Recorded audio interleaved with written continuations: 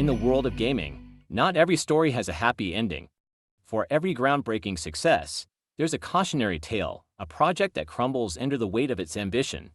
Today, we're diving deep into Concord, the high-budget, Sony-backed title developed by Firewalk Studios that was supposed to revolutionize the hero shooter genre. Instead, it turned into one of the industry's most expensive failures, costing a staggering $400 million, with very little to show for it. Concord was introduced to the public as a bold new project, designed to be Sony's answer to the massively popular hero shooters dominating the market, like Overwatch and Apex Legends. Behind the scenes, however, the stakes were even higher. Internally, Sony referred to Concord as their Star Wars-like project, a title that set high expectations right from the start. Like the legendary Star Wars franchise, Concord was envisioned as a sprawling, immersive universe that would capture players' imaginations, not just with gameplay, but with its world building and characters. However, from early on, signs of trouble started to emerge. Development on Concord was fraught with issues. As the project continued, its budget ballooned to an eye-watering $400 million. This staggering amount wasn't just for development, it covered everything from the game's complex engine and expensive motion capture technology to aggressive marketing and partnerships. Yet, even as the money poured in, so did the problems. According to sources from within Firewalk Studios, creative direction was one of the biggest challenges. Despite the immense budget, developers felt the game lacked a clear vision. It tried to be the many things at once: a competitive shooter, a narrative-driven adventure, and a space exploration epic, leading to an overcomplicated development process. As pressure mounted, so did tensions. In the wake of the game's disastrous development cycle, Firewalk Studios director, Ellis, reportedly stepped down from his position. His departure wasn't publicly tied directly to Concord, but insiders suggest it was linked to the overall failure of the project and his growing frustration with its direction. While the exit of a game's director often spells trouble, in this case, it was just the tip of the iceberg. With Ellis gone, rumors of internal strife intensified.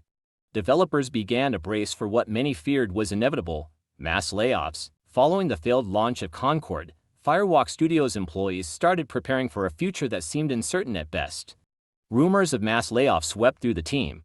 Though nothing had been officially confirmed at the time of this video, the consensus was clear: Sony's patience had run out. Fellow developers speculated that Concord's failure would lead to more than just downsizing. Many believed Firewalk would either be absorbed into other development teams or shuttered completely.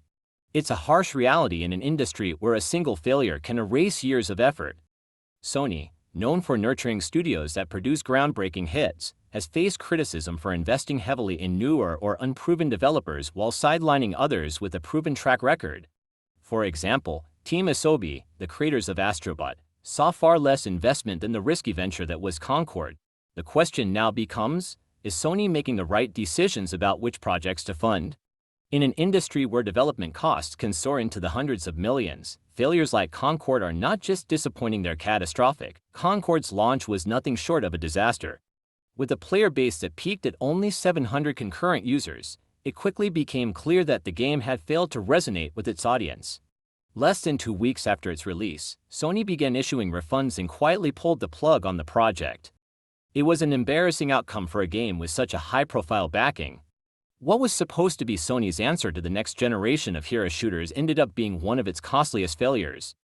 With Concord now little more than a cautionary tale, the future of Firewalk Studios remains uncertain. Will they recover from this monumental setback? Or will they be another name on the list of studios that collapsed under the pressure of delivering DEI games? It's a sobering reminder of the risks inherent in game development, where even the biggest budgets and the most ambitious ideas can fall apart without the right execution. So was Concord doomed from the start, or was it simply a victim of mismanagement? Let us know your thoughts in the comments below. If you enjoyed this video, don't forget to like, subscribe, and hit that notification bell for more deep dives into the gaming world.